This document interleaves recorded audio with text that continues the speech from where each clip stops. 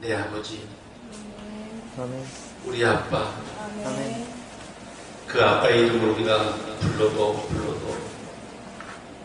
지치지 않으며 변함없는 우리 아버지 하나님, 오늘도 주의 이름만이, 주의 생명의 말씀만이, 주의 변함없는 진리만이 이 땅 가운데, 또 이 만한 가운데, 또 우리 신령 가운데 부어지며 전달되기를 소망합니다.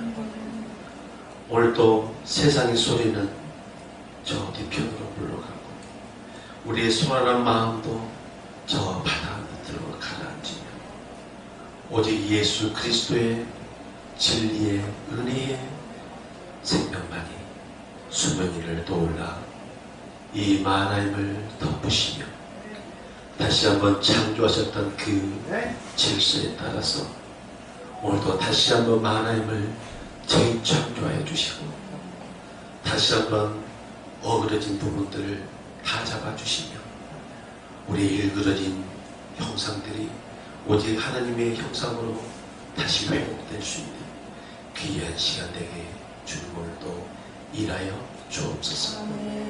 주님의 생명만이 이 자리를 덮습니다. 주님의 보혈의 은혜만이 우리의 모든 죄를 떼어줍니다. 오늘도 떼어주시옵소서. 그리고 기름 부어 주옵소서. 우리의 삶을 주님의 제단 위에 올려놓습니다. 주님 태우시고 재만 남게 하시고 동편에 보내시옵소서. 주님의 성령의 바람에 날라 온 세상에 주님의 복음을 전하는 하나의 죄가 될 수 있도록 주님 오늘도 바람을 일으키시옵소서. 동풍을 일으키시옵소서. 주님의 놀라운 그 능력만 그리하실 수 있음을 고백합니다. 감사하며 생명 되신 예수 그리스도 이름으로 기도합니다. 아멘. 아멘.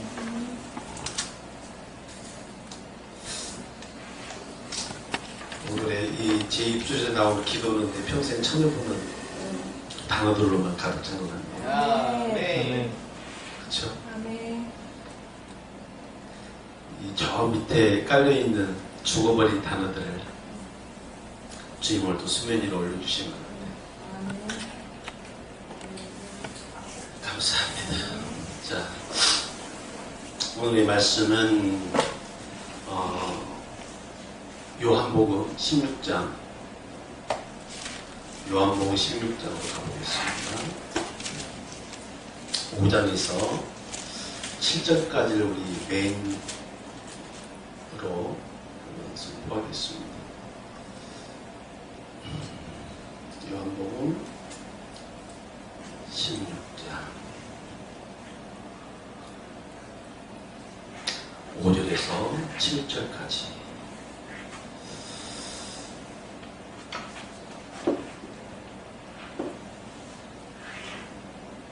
아멘.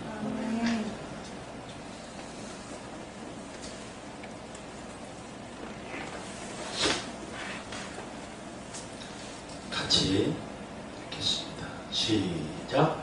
지금 내가 나를 보내신 이에게로 가는데 너희 중에 나더러 어디로 가느냐 묻는 자가 없고, 도리어 내가 이 말을 함으로 너희 마음에 근심이 가득하였도다.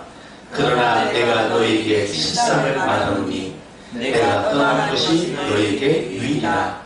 내가 떠나지 아니하면 보혜사가 너희에게로 오시지 아니할 것이요, 가면 내가 그를 너희에게로 보내리니. 아멘. 할렐루야. 자, 오늘의 주님께서 제게 허락하신 말씀은 이별의 선물입니다. 부제는 아름다운 이별입니다.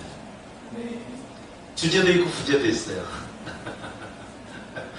네, 그 이별의 선물이 오늘도 우리 신령 가운데 또 부어지기를 소망하고 또 우리 아름다운 이별이 어떤 이별인지 한번 알아보는 시간을 한번 갖도록 하겠습니다.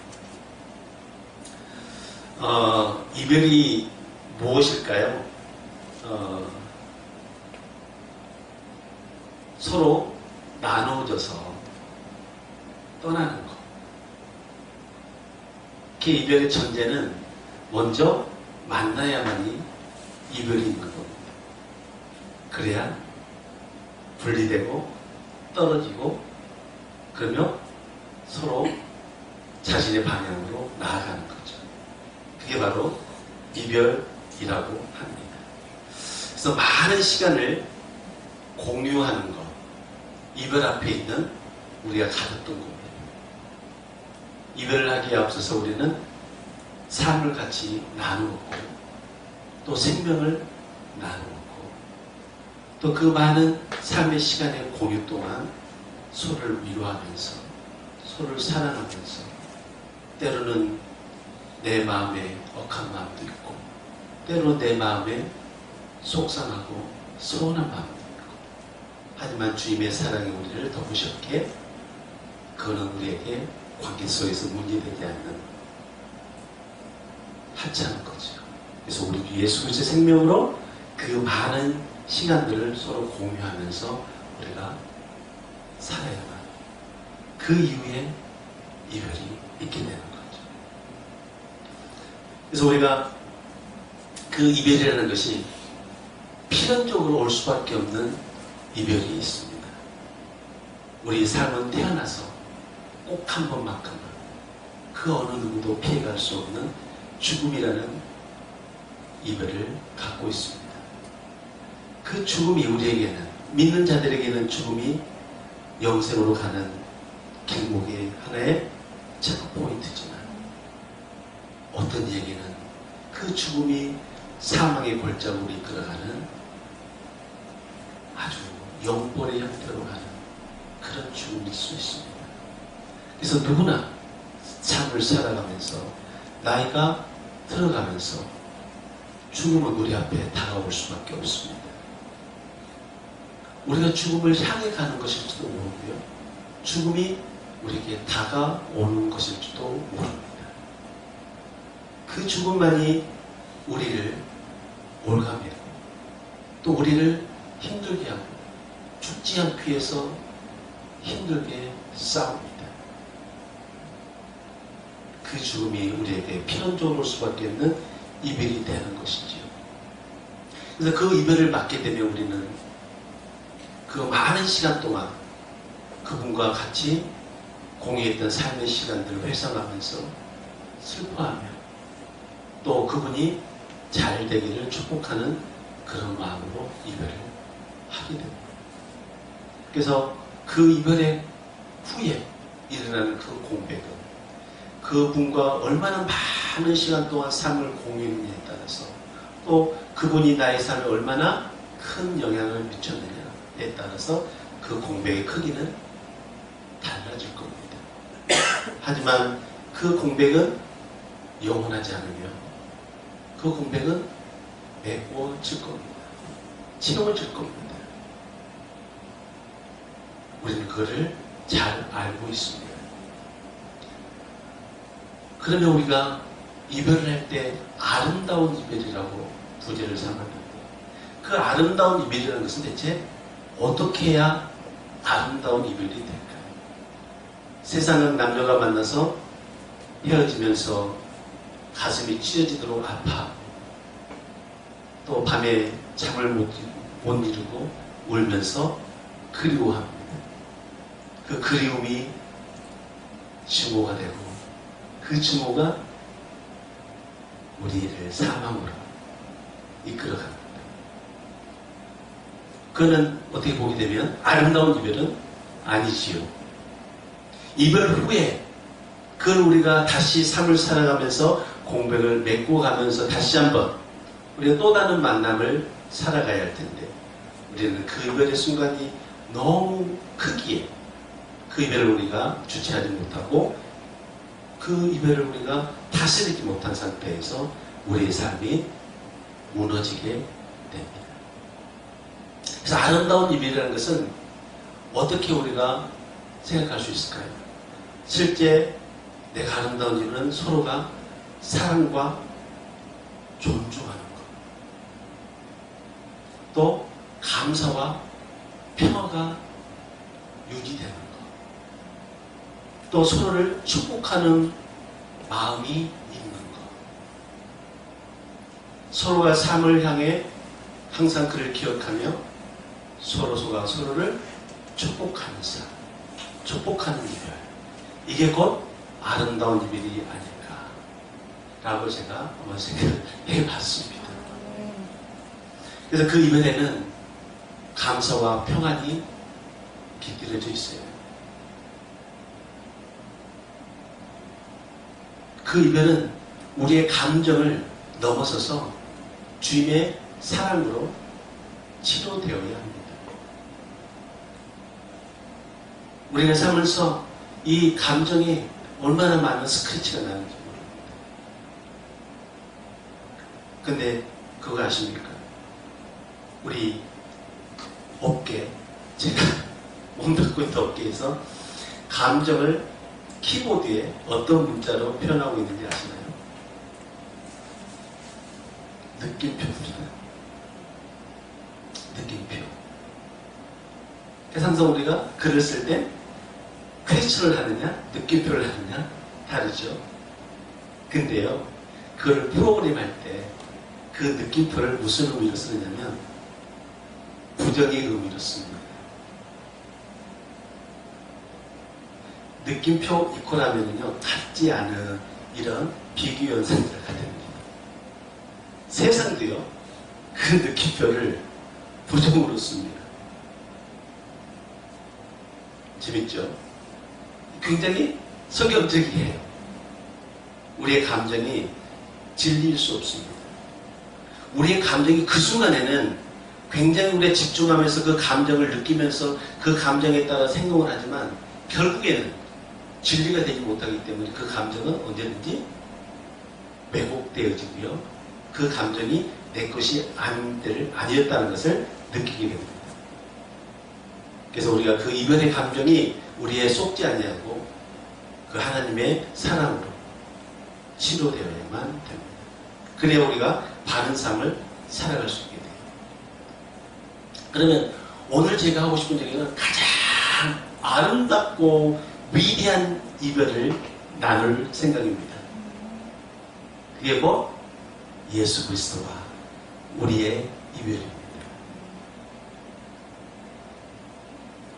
자, 제가 전제하게 됐죠. 이별은 만남이 먼저 전제가 되어야만 합니다. 그래야 이별이 있는 겁니다. 그러면 예수 그리스도와 우리와 이별했다면 우리는 만났어야 합니다. 2000년 전에 이스라엘 땅의 그 유대민족들은 예수님을 물리적으로 만났습니다. 그래서 그들은 이별을 앞두게 되죠. 그래서 주님은 그 유대민족에게 그 주님의 사랑하는 자녀들에게 이별을 선포합니다.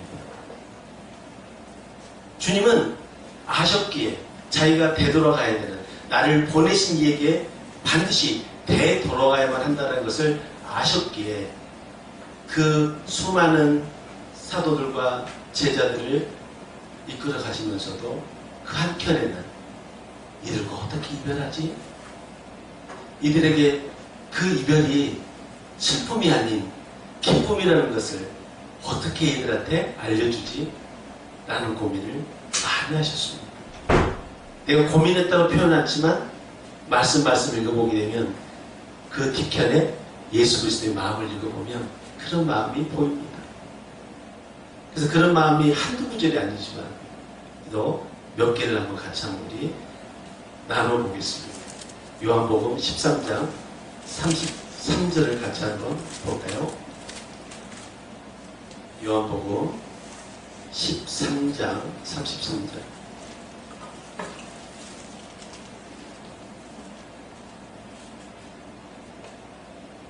요한복음 13장 33절. 작은 자들아, 내가 아직 잠시 너희와 함께 있노라. 너희가 나를 찾을 터이나 내가 전에 유대인들에게 말한 것과 같이 지금 너희에게도 이르노니 내가 가는 곳에 너희는 오지 못하리라. 자, 이 말씀에 주님의 마음은 안타까움이 있는 것 같습니다.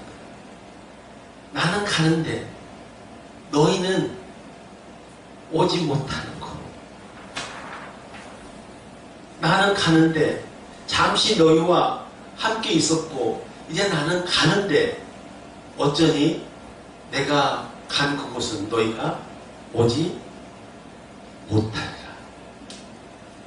너무 속상합니다. 차라리 이렇게 말씀하셨으면 어떨까요? 너희가 아직 못 오리라. 이렇게 말씀하셨으면 우리에게 소망이 있잖아요. 아직이니까. 때가 이르면 갈 수 있고 우리의 삶을 우리의 생명으로 바꾸면 우리의 노력으로 바꾸면 우리의 열정으로 가면 갈 수 있을 텐데 주님은 아주 직설적이면서 단도직입적으로 너희는 오지 못하리라. 이렇게 말씀하셨어요. 너무 슬프죠. 만약에 이렇게 끝내버렸다면 우리는 이 자리에서 주님과 함께 예배드릴 이유가 없었을 것 같습니다. 주님 가셨고 나는 여기서 사는데 무슨 상관입니까? 주님이 못 오신다고 그러는데 그분은 그분의 본향으로 가시고 우리는 이 땅에 이 본향에 남아서 살다가 죽는 되죠. 더 이상 예수 그리스도는 2000년에 이스라엘 땅에 오셨던 하나님의 선지자로서 그분의 삶을 존중하면서 역사책에서 우리가 배워가고 그분이 계셨구나라고 하면 되지. 우리와 무슨 상관이 있습니까? 너무 안타깝죠. 물론 여러분들이 다 아시겠지만 우리는 그렇지 않다라는 소망의 말씀을 또 주셨다는 것을 알기에 지금은 아무 감정이 없지만 만약에 그 사실을 몰랐다라면 어떻겠어요? 그 말씀을 들었을 때 어떻겠어요? 다시는 너희가 나를 함께하지 못한다. 내가 있는 곳에 나는 가는데 너희는 절대 오지 못한다. 이런 말을 들었을 때 어땠을까요? 아마 이때 당시에 이 말을 들었던 유대인들과 제자들은 그 이후의 상황을 모르잖아요. 어땠을까요? 이 안에서 굉장히 서운하고 또 어떻게 보게 되면 배반의 감정을 느꼈을지도 모르겠습니다. 모르니까요. 그러면서 이 제자들은 주님을 계속 따르게 되죠. 이게 유대인들에게 말했던 겁니다. 그래서 보게 되면 전에 유대인에게 말했다라고 말씀하시거든요. 그걸 구절 보게 되면 7장 33절에서 34절을 같이 보시면 이 말씀을 하실 때 이 7장 8절이 주님의 공생의 기간 동안에 가장 마지막 해에 있었던 이야기인데 그때가 초막절 때였습니다. 초막절은 7월 1일, 그 유대인으로 7월 1일 하고 우리는 우리 역으로는 9월달. 제가 그때 이스라엘 방문했을 때 초막절에 그 명절에 제가 방문했던 기억이 나거든요. 쌀랑합니다. 명절에. 그 초막절에 바로 유대인들에게 이런 말씀을 하셨어요. 예수께서 이르시되 내가 너희에 조금 더 있다가 나를 보내시는 이에게 돌아가겠노라. 너희가 나를 찾아도 만나지 못할 터이요 나 있는 곳에 오지 못하리라. 이렇게 유대인들에게 말씀하셨습니다. 그 말을 유대인들에게 오지 못하리라는 말을 지금 제자들 앞에서 7장 30절에 다시 한번 뭐 하는 거예요? 못 온다고 말씀하십니다. 자, 유대인들의 그때 반응은 어땠냐면 그 35절을 보면 이렇게 얘기를 합니다. 이에 유대인들이 서로 묻되 이 사람이 어디로 가기에 우리가 그를 만나지 못하리요? 헬라인 중에 흩어져 사는 자들이 가서 헬라인을 가르칠 터인가? 라고 서로가 서로를 나눕니다. 그러니까 이 유대인들은 전혀 예수 그리스도의 말씀을 생명의 말씀을 들어본 적이 없기 때문에 어디로 가는지, 이 간다는 말씀이 어디인지 전혀 알지 못하죠.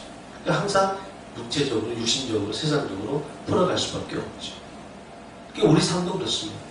내가 만약에 하나님이 영이신 걸 모르고 내 삶에서 그 영, 우리의 영이 하나님과 하나 된 것을 모른다면 우리도 언제든지 모든 상황과 모든 근거를 바로 이 세상에서 육신적으로 우리의 이성과 우리의 지식으로 우리의 경험으로 찾을 수밖에 없습니다. 그때 조심해야 될 게 그게 우리의 경험이, 우리의 지식이 잘못될 수 있다는 얘기입니다. 전혀 다른 생각일 수 있다는 얘기입니다. 그래서 이 유대인들이 말했던 것처럼 전혀 주님이 떠나간다는 것에 대한 인식을 전혀 못하는 상태에서 세상적으로 이렇게 얘기할 수밖에 없었을 것입니다. 또 8장 20절에서 25절을 같이 한번 더 보실까요? 8장 20에서 25절 보시게 되면 8장 20절에서 이 말씀은 성전에서 가르치실 때에 헌금함 앞에서 하셨으나 잡는 사람이 없으니 이는 그의 때가 아직 이르지 아니하였음이로라. 내가 다시 이르시되 내가 가리니 너희가 나를 찾다가 너희 죄 가운데서 죽겠고 내가 가는 곳에는 너희는 오지 못하리라. 유대인들이 이때 그가 말하기를 내가 가는 곳에는 너희가 오지 못하리라 하니 그가 자멸하려는가? 예수께서 이르시되 너희는 아래에서 났고 나는 위에서 났으며 너희는 이 세상에 속하였고 나는 이 세상에 속하지 아니하였느니라. 그러므로 내가 너희에게 말하기를 너희가 너희 죄 가운데서 죽으리라 하였노라. 너희가 만일 내가 그인 줄 믿지 않냐면 너희 죄 가운데서 죽으리라. 그들이 말하되 네가 누구냐? 예수께서 이르시되 나는 처음부터 너희에게 말하여 자니라. 너 누구냐? 우리도 그렇게 해요. 근데 주님이 네 이 장판도 깔고 처음부터 너희에게 말하여 자라고 말씀을 하십니다. 싸게 깔 수가 있어요. 예수입니다. 그게 예수가 누구라고요? 우리에게 처음부터 말하여 온 자입니다. 네. 그 처음이 언제일까요? 그쵸? 이 세상 창조하기 이전에 그 세 분은 함께 하셨던 그 사실을 우리가 알고 있죠. 창조 전에 그분이 창조보다 더 이전에 그리고 창조하고 나서 그때부터 그 에덴 동산에서 아담에게 말했던 그분입니다. 그래서 내가 그인 줄 알았다라면 내가 너희가 믿는 야훼 하나님인 줄 너희가 알았다라면 믿는다라면 너희는 죽지 않아. 이렇게 말씀하셨습니다.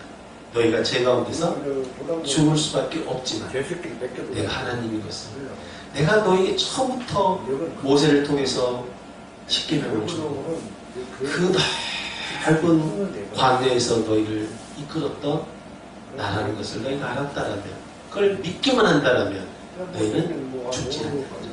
하지만 너희는 믿지 않게 반드시 죽으리라 라고 말씀하십니다. 이게 바로 주인께서 유대인들에게 하셨던 말입니다. 너희는 못 오리라. 내가 있는 곳에 내가 가는 곳에 너희는 오지 못한다. 근데 주님은 우리에게 이렇게 실망만 주지 않죠. 우리에게 소망을 주십니다. 그래서 그 소망의 말씀을 요한복음 13장 33절에서 38절까지 보시면 거기에 36절이 이렇게 되어 있습니다. 요한복음 33장 33절에서 38절 아까 했던 부분인데 그 이후에 보게 되면 34절부터 보면 새 생명을 너희에게 주노니 서로 사랑하라. 내가 너희를 사랑한 것 같이 너희도 서로 사랑하라. 너희가 서로 사랑하면 이로써 모든 사람이 너희가 내 제자인 줄 알리라. 시몬 베드로가 이르되 주여 어디로 가시나이까? 예수께서 대답하시되 내가 가는 곳에 내가 지금은 따라올 수 없으나 후에는 따라오리라. 8장에서는 너희는 나 가는 곳에 못 오리라고 하셨는데 여기서는 뭐라고 그래요? 후에 따라오리라. 내가 지금 먼저 간다. 근데 너희는 따라올 수 있다라는 이 소망의 약속을 우리에게 주셨습니다. 그래서 우리는 베드로처럼, 베드로가 따라갔던 것처럼 우리도 따라갈 수 있는 것이죠. 네. 그래서 주님은 믿는 자들에게 이렇게 소망의 말씀을, 희망의 말씀을 우리에게 주신 것을 알고 있습니다. 또 다른 또 이별을 통보하신 말씀을 하나 더 보도록 하겠습니다. 14장 요한복음입니다. 14장 1에서 3절을 같이 한번 또 볼까요? 또 어떤 이별의 말씀을 우리에게 또 해주셨을까요?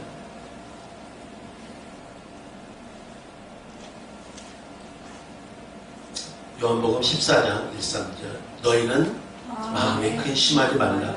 하나님을 믿으니 또 나를 믿으라. 내 아버지 집에 거할 곳이 많도다. 그렇지 않으면 너희에게 일렀으리라. 내가 너희를 위해 처소를 예비하러 가노니 가서 너희를 위해 처소를 예비하면 내가 다시 와서 너희를 내게로 영접하여 나 있는 곳에 너희도 있게 하리라. 마치 세상의 부모가 어린 자녀들을 놓아놓고 밥벌이하러 나가면서 아가 좀 기다리고 있어. 내가 너에게 맛있는 거 먹이려고 밖에 나가서 열심히 내가 일해가지고 내가 거기다가 네 공빵도 하나 만들어주고 네가 뛰놀 수 있는 넓은 마당 있는 마당도 하나 만들어줄 테니 그게 내가 마련되면 너 데리러 올게. 좀만 기다려. 엄마 보고 싶어도. 이렇게 말하는 것 같지 않습니까?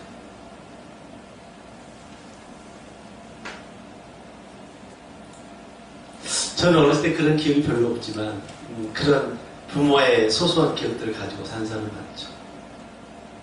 쌀장사 하신다고 너무 바쁘셔가지고 새끼들 먹는지 안 먹는지 쌀장사 하시면서도 이놈 새끼들 정신 먹었나? 아이고 빨리 맞춰가서 애기들 좀 밥 좀 먹입시다.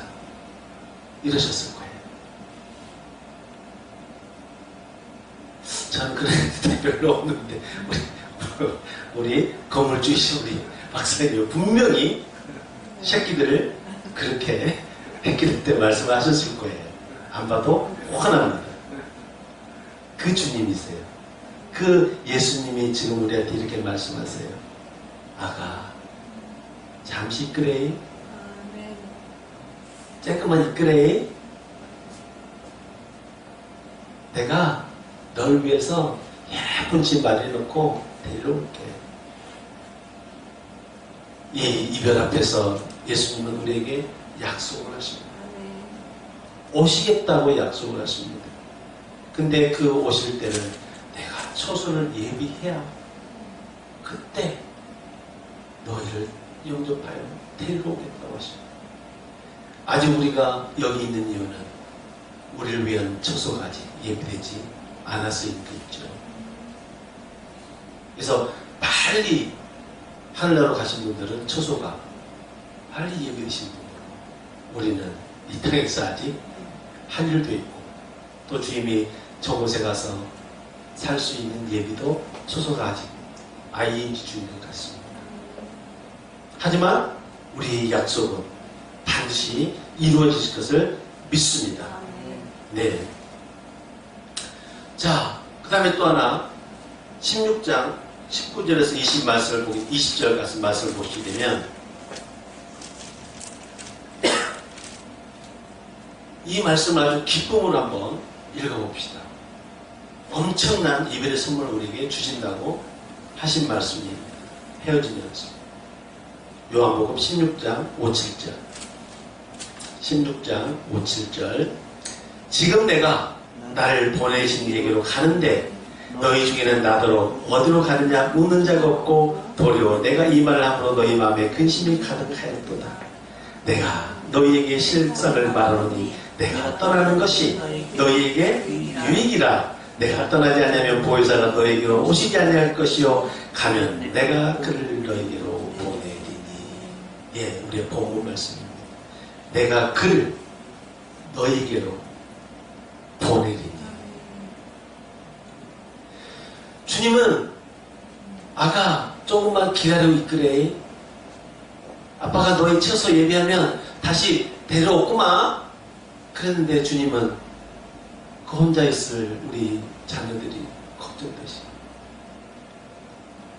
혼자 밥을 먹고 있는지 걱정되셔요. 그래서 예수님은 그 걱정하는 그 어린 자녀들에게 내가 떠나지만 너희와 함께할, 너희에게 도움이 될, 너희를 도와줄 보혜사 그를 너희에게 보낼 테니 그분을 통해서 나에게 말하리라.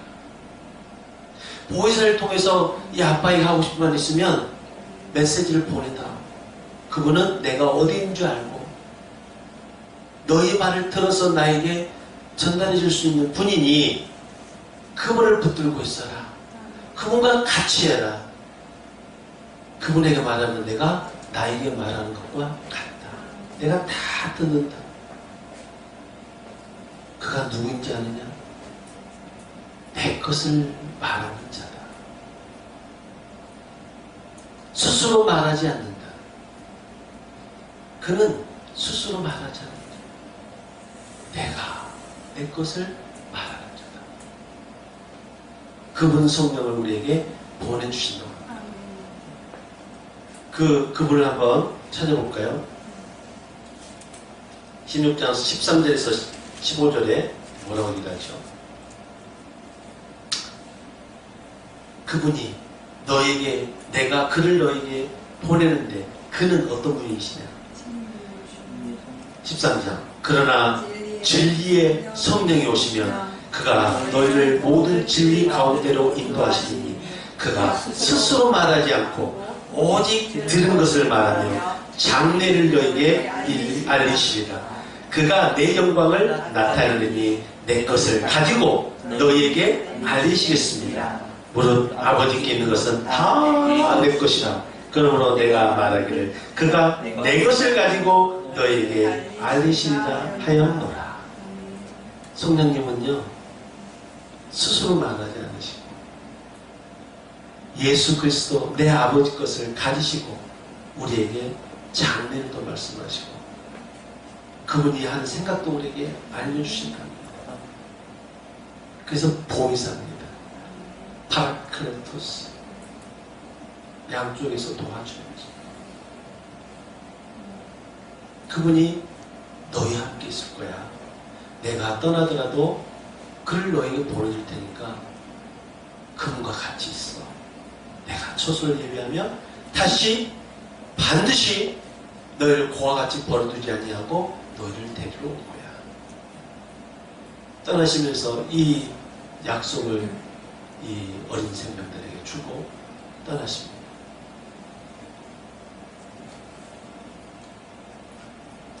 다시 16장 19절 20절에 가서 보면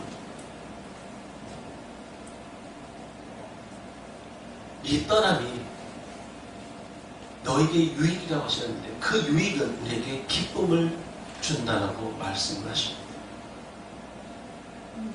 19에서 20장 예수께서 그 목고자 함을 아시고 이르시되 내 말이 조금 있으면 나를 보지 못하겠고 또 조금 있으면 나를 보리라 하므로 서로 문의하느냐? 내가 진실로 진실로 너에게 이르니 너희는 곡하고 애통하겠으나 세상은 기뻐하리라. 너희는 근심하겠으나 너희의 근심이 도리어 기쁨이 되리라. 너희의 근심이 도리어 기쁨이 되리라. 완전히 뭐야? 트랜스폼 됩니다. 형태가 완전히 바뀌어버립니다. 우리 영화 트랜스포머처럼 완전히 자동차가 쭉 말리더니 로봇이 되버립니다. 트랜스폼 됩니다. 완전히 다른 겁니다. 너의 슬픔과 매국이 근심이 그걸로 끝이지 않고 도리어 기쁨이 됩니다. 왜 기쁨이 됐죠? 내가 너에게 보내준 이별의 선물, 그 성령이 너희와 영원히 함께하고 너희가 그를 통해서 말하면 내가 듣고 또 내 말을 그가 너희에게 전해줄 수 있으니 내가 없었더라도 그와 대화하면 그 말을 내가 듣고 너희에게 하겠다. 그래서 이제는 너희가 내 이름으로 기도하면 내가 듣고 너희에게 행하리라. 요한복음 14장 14절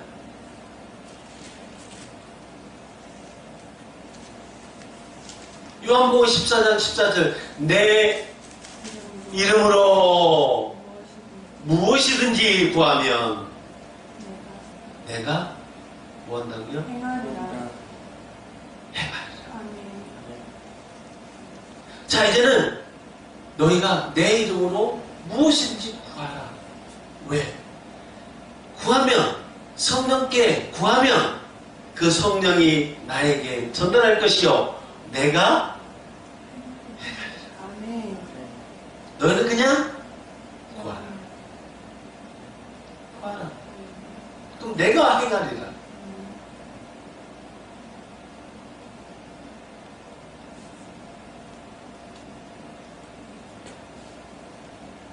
마가복음 11장 24절 가볼까요?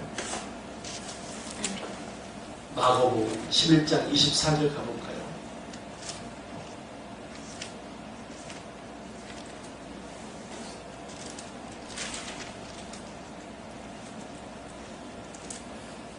마가복음 11장 24절 가볼까요? 시작. 그러므로 내가 너희에게 말하노니 무엇인지 기도하고 구하는 것은 받은 줄로 믿으라. 그리하면 너희에게 그대로 되리라. 아멘. 그대로 되리라. 아멘. 그대로 너희가 내 이름으로 무엇인지 구하면 그것을 받은 줄로 믿으면 너희에게 그대로 아주 한치 오차 없이 이긋짝글리하게 그대로 되리라. 아멘. 아멘. 아멘. 이별의 선물입니다. 이별은 기쁨입니다. 내가 너와 이별하는 게 유익입니다. 내가 떠나는 것이 유익입니다. 내가 떠나는 것이 근심이나 걱정이 아니라 슬픔이 아니라 기쁨입니다. 이게 예수 그리스도께서 이 세상에 당신의 사랑하는 제자들을 아이들을 이 땅에 놓아두고 먼저 가신 그 예수 그리스도의 마음이십니다. 이게 정말 아름다운 이별입니다. 위대하신 이별입니다. 이 예수 그리스도의 이별이 우리에게 있었기에 그 성령님이 우리와 함께 내주하시고 그 성령님이 내주하시기에 우리는 살아갈 수 있는 희망과 소망과 예수 그리스도를 날마다 바라보며 대화할 수 있는 채널이 열리게 된 것입니다. 채널이 열렸다는 것은 이쪽 저쪽을 연결할 수 있는 직통이 열렸다는 얘기입니다. 이 채널이 열리면 오고 갈 수 있습니다. 저기에 영국과 프랑스가 채널 열려서 오고 가듯이 바다 밑으로 오고 갑니다. 일본과 우리나라도 그 채널을 만들자고 합니다. 오고 가자고. 근데 안 만들어지고 있습니다. 왠지는 우리가 좀 손해인 것 같죠. 채널이. 자, 그래서 이렇게 우리 주님은 이별을 우리에게 고하시면서 이별의 선물을 우리에게 주십니다. 그래서 바로 이 떠나심이 유익과 영적인 동행을 우리에게 약속해 주십니다. 영적인 동행을 해주십니다. 내가 육신으로 너희와 33년 동안 너희와 이 땅에서 있었지만 내가 이별하게 되면 너희는 나와 함께 영적으로 동행할 수 있다.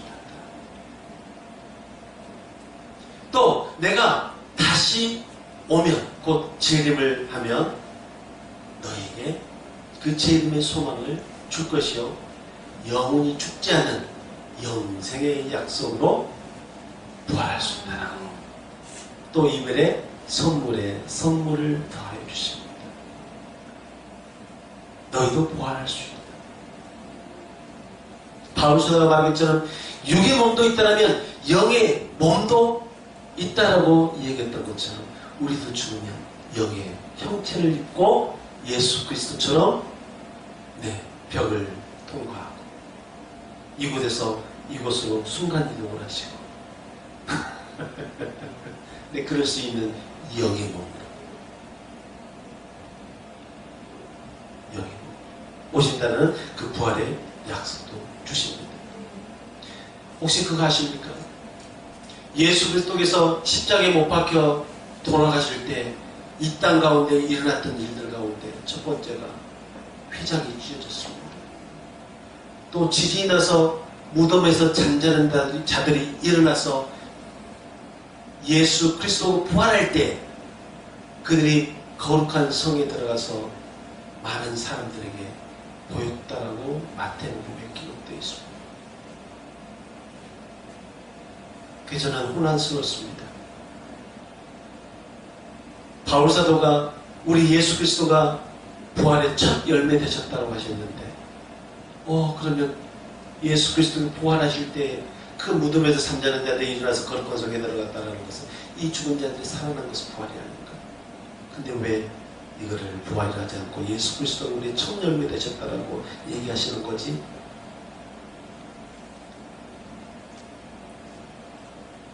근데 어떤 이는 그것이 일어나지 않는 사실이요 영적인 사실이라고 얘기합니다. 만약에 그렇게 사실이었다면 그 이후에도 많은 복음서에 그 말이 회자됐을 텐데 하나도 쓰이지 않다라고 합니다. 믿거나 말거나 하지만 우리는 리터럴 이야기 문자 그대로 그들이 거룩한 성에 들어가서 많은 이들에게 보였다라고 합니다. 그거는 부활인가요? 아닌가요? 부활을 우리가 오해하면 안 됩니다. 부활은 죽은 자가 살아나는데 그들의 삶이 영원히 사는 것이 부활입니다. 죽지 않는 것이 영생이 부활의 사건입니다.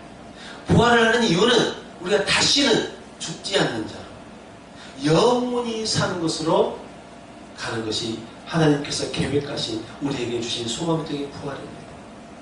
하지만 그들은 잠시 일어났지만 잠시 그들의 인생을 살았겠지만 다시 그들은 어둠의 무덤으로 되돌아갔습니다. 그래서 그걸 우리 참 부활이라고 얘기하지 않습니다. 이거는 성경에 기록됐으니 우리는 사실하고 팩트라고 믿는 겁니다. 그러면 그 사건이 예수 무덤에서 십자가에 죽으셨을 때 그들이 무덤에서 일어났는데 그들이 언제 갔냐면 예수 그리스도 부활 후에 그들이 거룩한 성에 들어갔다 합니다. 그러니까 뭐 한 2, 3일 차이가 있는 거죠. 살아있었던 겁니다. 일어나서. 하지만 그거는 우리의 예표입니다. 예수 그리스도께서 내가 이렇게 부활하듯이 너희도 똑같이 무덤에서 일어나서 부활하고 영생을 너에게 허락하신다라는 예표를 우리 눈으로 목격하게 하시고 믿게 만들으시는 아주 귀한 사건입니다. 그걸 믿으라는 얘기입니다. 왜 안 믿습니까? 무덤에서 잠자는 자들 다 일어납니다. 믿는 자들, 믿지 않는 자들 다 일어납니다. 다 일어납니다. 믿지 않는 자도 믿는 자만 일어나는 거 아닙니다. 왜 그거는 부활이 아닙니까? 그래서 그들은 다 어디로 갑니까? 결산받으러 갑니다. 주님의 백보자 앞에 우리의 인생을 결산받으러 그분 앞에 갑니다. 그분이 판결하시면 판결한 후에 양과 염소가 나눠지고 이쪽과 저쪽이 나눠져서 다시는 두 곳을 이룰 수 있는 채널이 생기지 않습니다. 채널이 서로 안 되는 분리된 공간으로 가게 되어져 있죠. 우리는 일어납니다. 사실입니다. 네, 그게 마태복음에 기록되어 있습니다. 몇 장인가요? 네.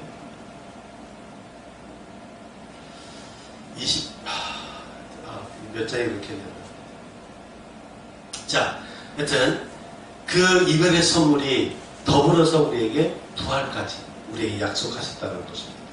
자, 그래서 우리는 예수님과 영적인 연합이 되어지고 그 성령을 통해서 예수님과 하나 되고 육신적으로 분리가 됐지만 그분의 임재를 항상 경험할 수 있습니다. 성령님을 통해서요. 임재는 무엇인가요? 예수 그리스도께서 내 삶에 현현하시는 겁니다. 내가 너와 함께 한다라고 말씀하시는 겁니다. 내가 함께함을 믿는 겁니다. 예수 그리스도의 나타나시는 예수 그리스도의 임재는 우리가 기도한다고 해서 오는 게 아니라 매일 삶 속에서 예수 그리스도와 함께 하시는 것이 곧 예수 그리스도의 임재의 현장에 우리가 있는 겁니다. 그 임재를 통해서 하나님이 하시고자 하는 일들을 우리가 보고 바라보고 하나님의 그 일들의 영광을 돌리는 겁니다. 임재는 쓰러져야만 받는 게 아닙니다. 머리에 안수를 대고 머리에 손을 대고 하는 것만이 임재가 아니라는 얘기예요. 임재는 나타나십니다. 거룩한 말씀으로 나타나시는 겁니다. 요한복음 17장 17절에 가보시면 뭐라고 하십니까? 하나님이 너희를 거룩하게 하실 거라고. 왜요? 하나님의 말씀은 진리이기 때문에 그렇습니다. 진리가 너희를 거룩하게 한다는 겁니다.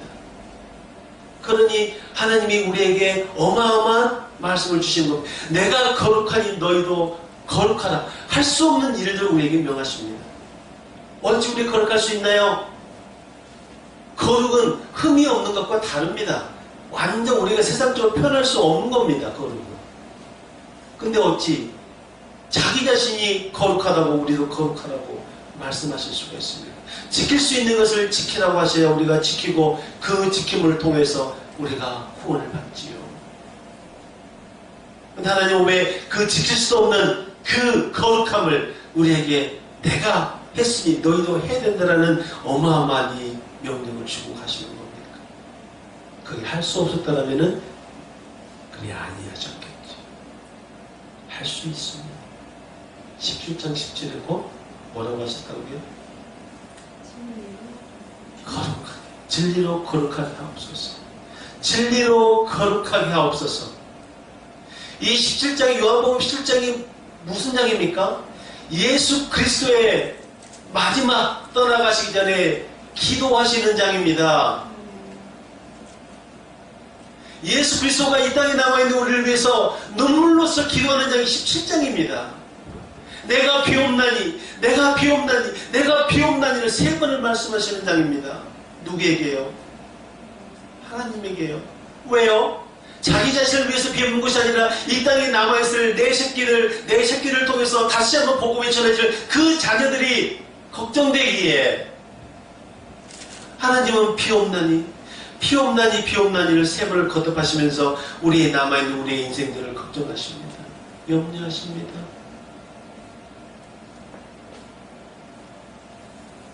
다만 악에서 보존하게 하시라고 하십니다. 내가 비옵나니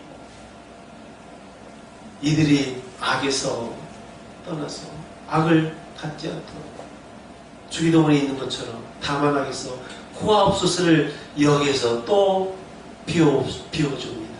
17장에서. 그 예수 그리스도가 그 마지막에 우리 어린 생명들을 놓고 가시기 전에 그 울음으로써 울부짖음으로써 하나님께 기도하신 장면입니다. 이제 우리가 그런 백그라운드에 우리 주님이 계시고 내 안에 성령님이 계시기에 또 나를 위해서 중보하시고 비열어주는 그 예수님이 계시기에 그분과 영적인 동행을 우리에게 약속하셨기에 이제는 우리의 동행함으로 영적인 동행함으로 이 세상을 살아가야 되는 것입니다. 이 세상을 살아갈 때 우리의 힘이 아닌 예수 그리스도의 힘으로 하나님과 나와 함께 하시는 그 임재의 힘으로 우리는 이 세상을 살아가야 되는 것입니다. 어떤 것으로 보내지 않으셔야 됩니다. 이 세상의 모든 악과 싸워서 승리할 수 있는 그 능력의 힘이 내 안에 예수 그리스도의 부활의 생명이 지금 이곳에 우리 안에 있는 것입니다. 부정할 수 없습니다. 인정하시면 됩니다. 예수님 인정하시면 됩니다. 이 아름다움입니다. 예수님이 함께 하십니다. 그 임재가 우리의 삶에 함께 있습니다. 몸에 떨림 현상이 없더라도 내가 환상을 보지 못하더라도 내가 아무것을 하지 못하더라도 그분이 내 안에 계신다는 것을 믿고 구하면 받은 줄로 믿으면 너에게 그대로 되리라고 하신 이 어마어마한 이 약속의 말씀을 들고 우리는 살아가면 이 세상의 어떤 어려움도 죽음도 사망도 너희가 어디 있느냐, 너희가 쏘는 것이 어디 있느냐, 사망은 어디 있느냐, 보이지 않구나. 대체 있다는데 너희는 어떻게 생겼니? 보이지 않구나. 내 안에 빛이 어둠을 몰아내기 때문에 사망과 죽음의 그림자는 우리에게 더 이상 두려움의 대상이 아니고 더 이상 염려의 대상이 아닙니다. 과학자들이 사망하는 순간이 몇 초가 안 된답니다.